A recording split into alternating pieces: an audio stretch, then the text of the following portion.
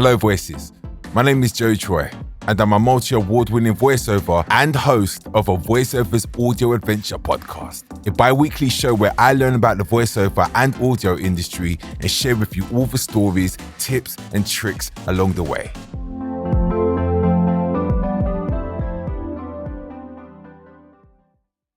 Hello Voices, we meet again.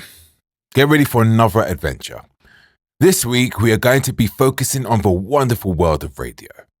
As voices, and of course consumers, we love radio. If we are not voicing ads to be broadcast, we are listening to our favorite songs and shows via our favorite hosts and DJs. These happen so seamlessly and go over the listeners' heads, but how do these shows we love so much get created? I wanted to find out more about the wonderful people on the other side of the microphone. Who does what and why? Today's adventure is about radio producers. Of course, I know a couple people who work on radio, but my knowledge on this topic is basically nothing. So this week, I'm going to go ahead and get talking to the pros. Let's see what they have to say and hopefully can get more of an understanding of what they do. Hello, my name is Lisa and I am an assistant producer at BBC Radio 1 Extra. Some of the shows I've worked on are the likes of Sian Anderson, DJ Target, Rampage. I've worked on a bunch, but currently I'm working on The Breakfast Show with Nadia J. I think I got my first break in uni. I was studying broadcast journalism at Nottingham Trent University, and the editor of BBC Radio Nottingham News came in to just oversee what we were doing, and I got his contact details, started emailing him back and forth. I went in to do some shadowing shifts and I just refused to allow him to forget me. And then eventually he was like, listen, I'm going to give you a year-long contract for freelancing. Do what you want with it. Good luck. And I just never left the BBC since.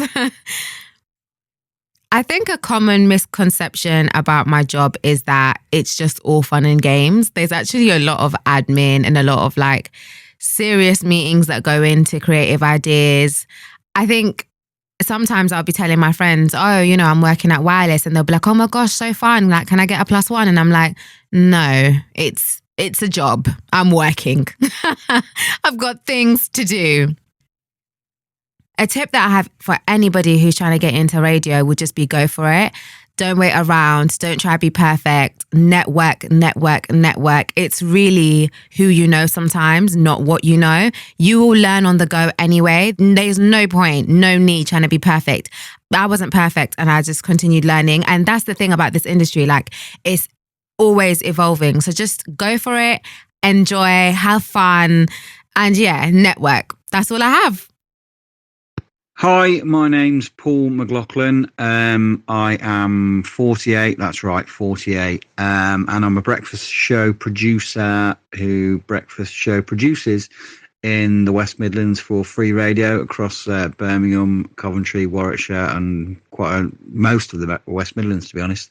I've started off working on Mercia FM many moons ago as a producer.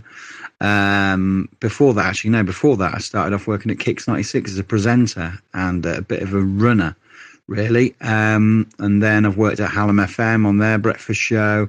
And as I say, now I work on free radio across the West Midlands with JD and Roisin.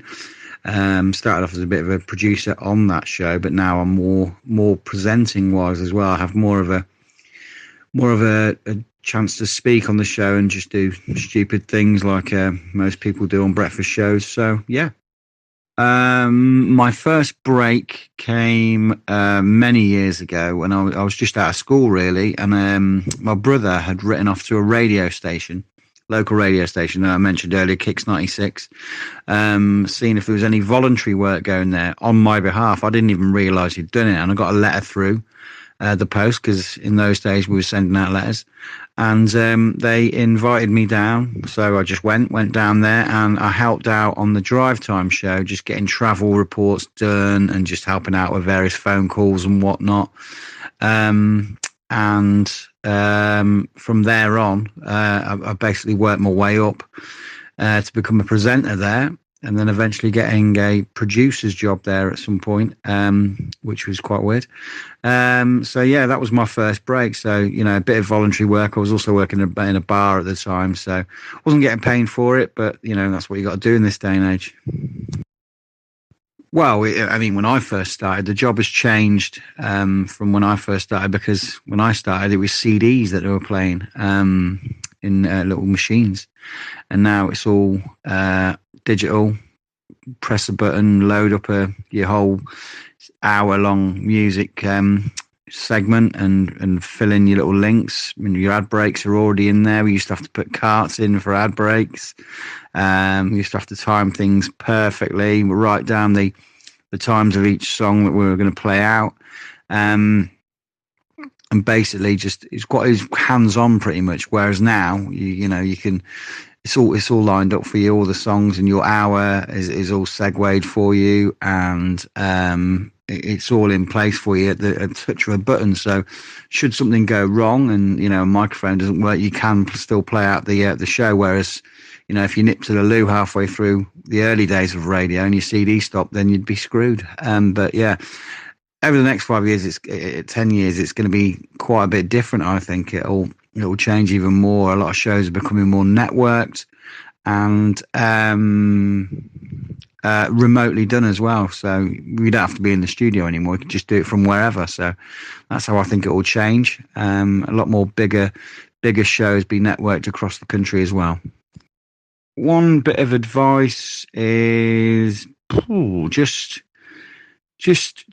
show eagerness and show, you know, come up with ideas. No idea is a stupid idea. You can always work on one idea. If you think it's rubbish, somebody else will take it and go, actually, it's not the greatest idea, but elements of that idea are great. So never be frightened to come up with something new and innovative, or work on something that's already out there and change it to your own tailoring.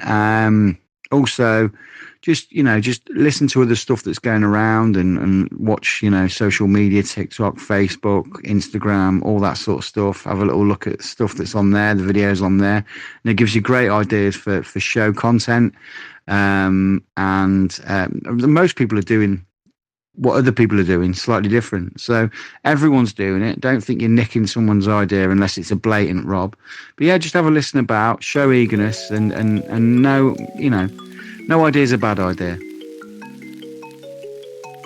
Thank you, Lisa and Paul, for a sneak peek behind the magical veil, which is the radio world. One thing I have noticed, not only with this role, but others in the creative fields, is that you can't take no for an answer. And I have to put the work in to be seen. It's a very competitive industry, and you need to go above and beyond to be seen and eager to learn on the job. Now, it's time to talk to this episode's main guest. And what better person to speak to than the wonderful Adele Cross. Adele is an award-winning producer at the BBC with 20 years in the game. She's currently producer on BBC One Extra Breakfast show with Nadia J. I was lucky enough to get some time to pick her brain and talk to her about her journey, experiences, and learn about what it takes to be a radio producer. Let's go. Hi, my name's Adele, not the famous one, the other one, with fewer Grammys. I, at the moment, produce One Extra Breakfast with Nadia J. I've been at the BBC, though, for about many years. I started in 2001. So I've worked across Radio 4 and Current Affairs and 5 Live and Radio 2 and lots of news. So a lot. I've been very, very, very blessed. But I know that you kind of pick up bits along the way. I kind of feel that life is one big pot of stew. You have your hot bits and your sour bits and your good bits and your bad bits, but it makes what you are, you know what I mean? So, I've been here for a while, but glad to still be here with the job. So what, myself included, I kind of know the answer to this, but I want you to confirm this. What do you do? What does a producer do at a radio show? Let me tell you something about producers, right? No one hears us, but we're there. So whatever you hear that comes out the speaker that isn't from the vocal cords of the presenter is the producer. So whether it's the script or the questions or the bed or the imaging, it doesn't mean necessarily that the producer makes it, but they are responsible for it happening. Okay. What would you say? Talk me through, like, for example, you touched upon you were doing a breakfast show this morning. How would a show run? Like, what would be the first thing you would do and the last thing you would do to make sure a show goes out? I know it's a long process. I know it's long, but if you could condense it. Okay. All right, I'll take, for example, the show I do now, the One Extra Breakfast show. So, for example, we tend to work on different, I call it like timescales. So today, Friday, I've already planned the show in terms of what music will go in the show for Monday. Okay. So that we have a content assistant who can get a montage ready from the songs for Monday. We have interviews next week. We may be getting P. Diddy pretty soon. We may be getting we'll have the Kerry Washington, these big names. So we'll also prepare for these interviews in advance. Okay. So I'm thinking like a week, 2 weeks, 3 weeks in advance. At the same time, the actual show that's going out live, I'm then thinking about how are we getting on network? Does Nadia have the music she needs? Does she have the script notes she needs for today's show? Making sure that we have access to the listeners, because our shows are very much listener led even. That's why I'm not on there. Yeah. Led.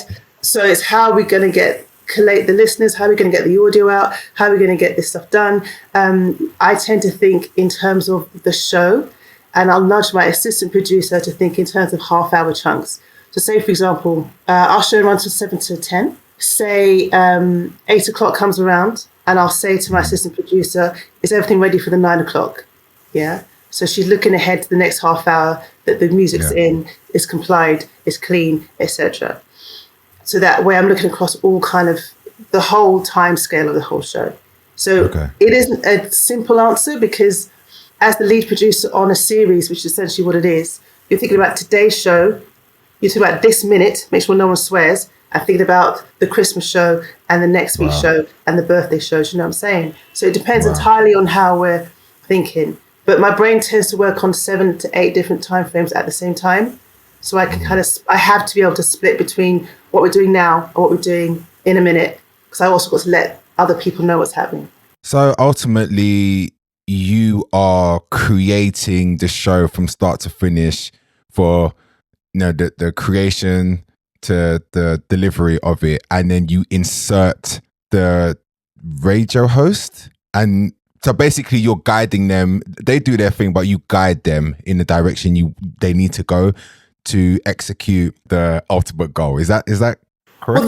Well, the really sweet spot is when you have a really good relationship between the producer and presenter. Because what should happen is, as a producer, you should not be able to tell which shows I've produced. You should be able to hear only the presenter. Okay. So if you have the same features showing up on different shows with different presenters, it's because the producer either has just one idea, they're running out each time, and you take away from the presenter. It should be that I am like this invisible kind of ninja person, puppeteer person that makes things happen. So I've worked with Trevor, I've worked with Nadia, I've worked with Clara and people like that, and they're all very different. So my job is to make sure that Nadia sounds as Nadia can be, right? So if you're gonna shuck out and then lose her wig and then do a dance and that, cool. I'm gonna facilitate that, but you won't see me. You won't see the join. That's really how it works. Yeah. So it has to be between me and my presenter, so that we are tight. That way, I trust her to deliver the goods. She trusts me to provide her with the stuff. That way, we can both sit back and lean into this thing and then be really creative. Because there has to be synergy and comfort. You also have to be comfortable being a little bit rubbish and a little bit making mistakes, etc. So you know how far back you can go. So I know just how far back I can lean into Nadia. She knows how far back she can lean into me.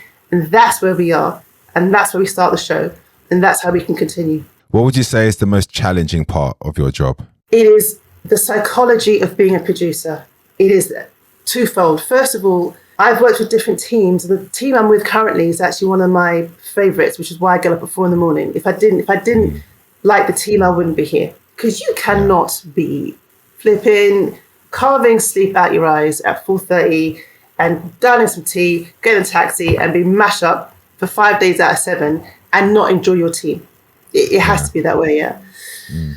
However, there are some places where you just don't feel comfortable. If you're a producer and you go somewhere and you just don't gel, or maybe the presenter wants something from you can't offer, or I'm not sure of who I am, it's that thing of being all things to all people. So like I said before, if I'm one thing for Clara, one thing for Trev, one thing for Nadia, but I don't know who I am, that's a real problem. Because I can then say, look, I can do this and that, I can't do the other. And we have a relationship that works. The toughest thing as a producer is to walk into a room and know that you have to run things and everyone's looking at you to make the thing work, but there's no synergy, there's no respect, and there's no kind of ease within the team. Because then you have to front it, and then you're still, you know, as I always say, I'm responsible for the sound of any show. So One Extra, I'm responsible for the sound of One Extra between 7 and 11. Done. If the king dies, please don't die, bruv. If the king dies or something happens, I'm responsible. Not just looking at me, Tim Davey looking at me, everyone's looking at me to know what to do. So I have to have my head switched on. So if I'm in an area where I don't feel comfortable or I'm ill at ease with the people I'm with, that is the hardest thing, because you got to fake it. And not all of us are good at that. So what made you get to this stage? Like, what made you want to be on the radio and doing what you're doing today? Well, I didn't even know the producers existed. When I was a little kid, why would you know? You know, it's just some guy playing tracks. Why would you need someone to help? That's ridiculous.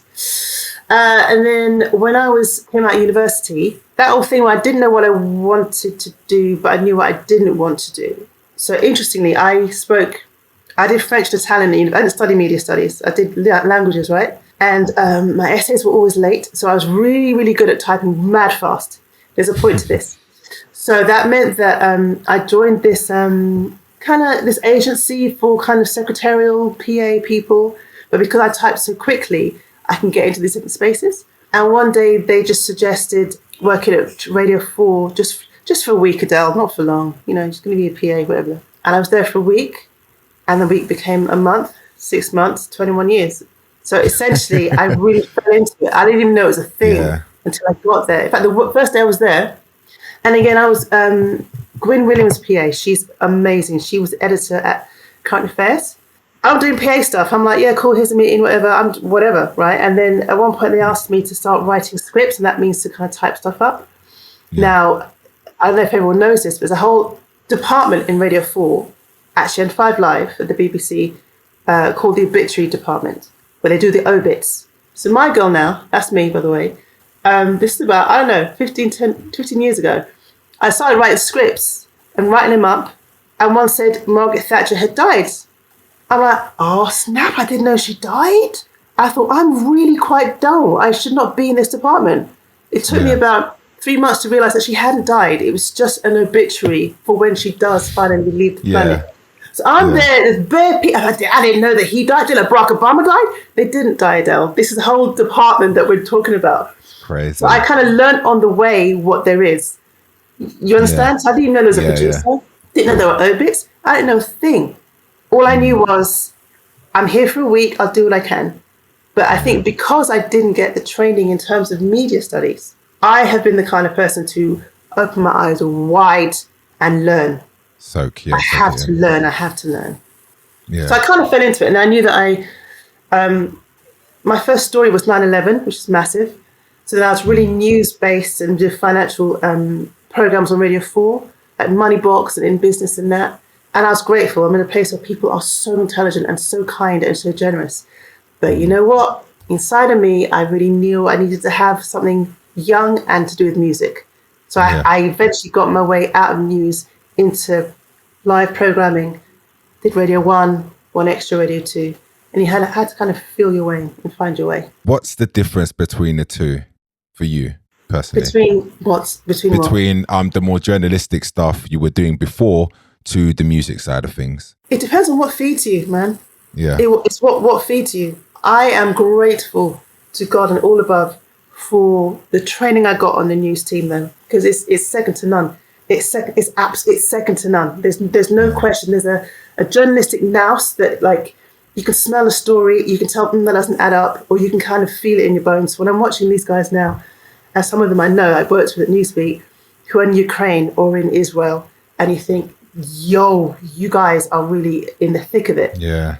I know that they know in their bones what makes a story, and they want to find the truth. Yeah. However, I knew I wasn't a journalist because remember that time that whale got stuck in the Thames or something? Remember? Yeah, I do actually. Yeah, vaguely, yeah. Yeah, right? Cool. Yeah.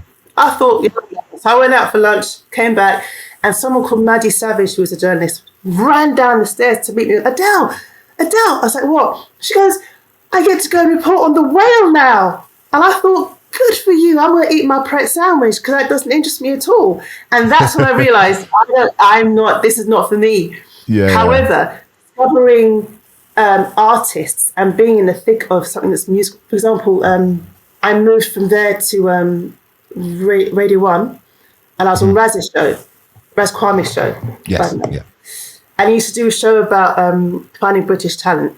And here's how everything ties together, this big old stew I'm talking about. When John Peel passed away, Raz took over one of his slots. They're looking for new talent. And I had worked on a documentary or a series on Radio 2, right? And I said to him, do you know what then? Let's get this girl, she sounds really cool. I've met her music's wicked. We should get her in for a session in Maidaville. He goes, yeah, cool, right. Who is it? I was like, yes, this girl called Amy Winehouse. I'll see if I can contact her. He went, all right, cool, yeah. So then Amy Winehouse then comes, and it was the second album, her last one. Okay. And she's doing the bits, and it's Maidaville, and it's these talented musicians, and I am surrounded in the middle of someone creating sound. And I got the tingles all over me, the same way Maddie did looking for that nonsense whale. And that's when I knew you have to go where you're fed, right? Yeah.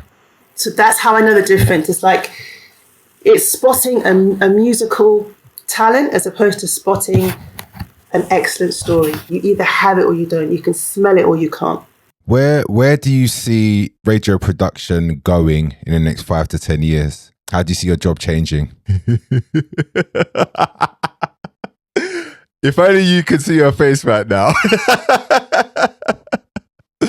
Take your time. It's okay. I would like to say that the art of being a radio producer, that's to say, so you know when you, it's getting very techie now, but when you edit a conversation, for example, and you take the arms out and the breaths out and you make it sound real slick, I'm wondering to myself if the art and the craft of that very delicate process will go, because we're moving towards a far more relaxed, long-form version of audio.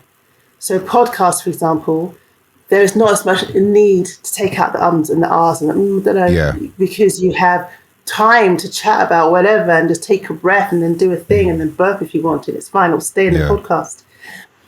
The other audio I'm talking about is so precise and so delicate that I just don't know. I know that people who are the Radio 4 kind of Times Radio, which is basically Radio 4, older generation of craftsmen and women will maintain it.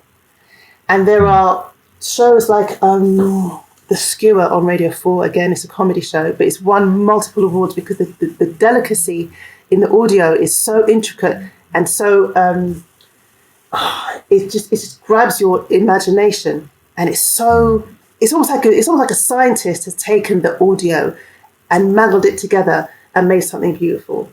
And I just don't know whether that will still be around or needed or required in the next 10, 20 years. I think it will be literally your half-cast podcast, which bang, by the way, don't get me wrong, bangs, but it's going to be the conversational kind of relaxed stuff, I think. Now, y'all don't play this in 10 years and then tell me that, you know what I mean, come for me. I'm just saying. In terms of technology-wise, do you see it changing as well, just in terms of making your job easier or maybe harder? It's always going to change. Yeah, technology will always progress, always, constantly. Even the studios we're in now are almost outdated. That's been about 5 to 10 years, I think. So yeah, technology, absolutely. What is the trajectory like? to get to? I know your route was very unconventional, but what is a conventional route into where you are now? Like, where would you start? That's a good question. What is a conventional route, my friends? What is conventional? Well, I would assume, you go to uni, media studies, and then obviously I'm skipping a lot of in-betweens here, but you would become an assistant producer, do the hard yards, and then hopefully get your opportunity. But if there's another route in, please let me know. Traditionally, yes. Uni, study English or politics, and then you go to do masters in journalism, and then you're there. I can speak only on behalf of the BBC. There's now a concerted effort to break through that, because you're going to get a certain type of person. Mm-hmm. And because the BBC is at pains to make sure that we represent everyone that listens to us, we don't all go to university and then get to do that. So the traditional route was, as I said. The non-traditional route, I think we're still discovering, to be honest. If you're looking for talent, it's now going to the community radio stations. It's now listening to podcasts. It's now going to the places that don't even need us or want us and seeking them out. So it's literally making content for yourself. It could even be a YouTube thing. It could be a Spotify thing. It could be anything. So it's really quite vast now. The only thing now they really want to see is that you have talent and you want to work. Simple. Before we go, I've got one more question, and I always end on this note. Is there one tip you would give to aspiring producers or resources that they could use? I am all about the whole person, yeah? So my tip's going to be about who you are. Yeah. Work out who you are, and once you know it, don't apologize for it, because some of us don't fit in anywhere, and because we don't fit in anywhere, we can fit in anywhere. Do you know what I'm saying? But it took me a long time to work that out, And then once you get it, then, you can then have the confidence to say, this is what I bring to the table. This is where I'm excellent. If you feel it's not for you, I shall move on with respect. But you have to get to that point where you know who you are. You know what I mean? You know your voice. You know what you do. Even the way I got in was, as you say, unconventional. But I used to really hide from it, and I wouldn't say anything. Now I'm 20 years in. Come for me then. Fine. Come for me and then chat about it, yeah? Come see awards and talk to me about stuff. It's all right. But you have to get to that point, you know what I mean? And it takes a long time, I'm sure you know, to find your voice and find out who in the world am I in this crazy world. I love that, to end on that note. But Adele, I want to say thank you for joining me today. I learned a lot. We didn't get a lot of time to speak. I wish we could have spoke for longer, but yeah, thank you for taking time out today. Thanks for asking me. Have a lovely day, all right? So what did I take away from today's conversation? Do what you love and don't settle for second best. As cliche as this sounds, I think this is very true in this line of work. Most creative jobs can be laborious, and if you don't enjoy what you do, it will reflect on your work. Radio production is definitely no different. You have to be on top of everything, and I mean everything. Any slip of concentration or oversight will 100% come back to haunt you. Keep an eye on new formats and trends within the space. With the rise of podcasting, the world of radio is ever evolving. Longer form content is definitely something that is on the rise, so keep up to date with the movers and shakers and how your existing skills can develop and contribute. Finally, learn what you are good at and who you are. Confidence is essential, not only for being able to do your job, but to take knockbacks. If you are unapologetically yourself, you will not have any what-if questions in your head. You know what you bring to the table and offer, and won't waste time trying to be something you are not.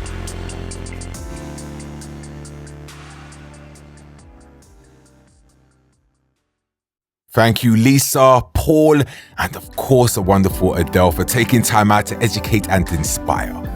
Amazingly talented people for sure. Make sure to check them out in the links in the description. And here we are again, the end of another adventure. Make sure you're following the podcast so you don't miss an episode. And until next time, bye-bye.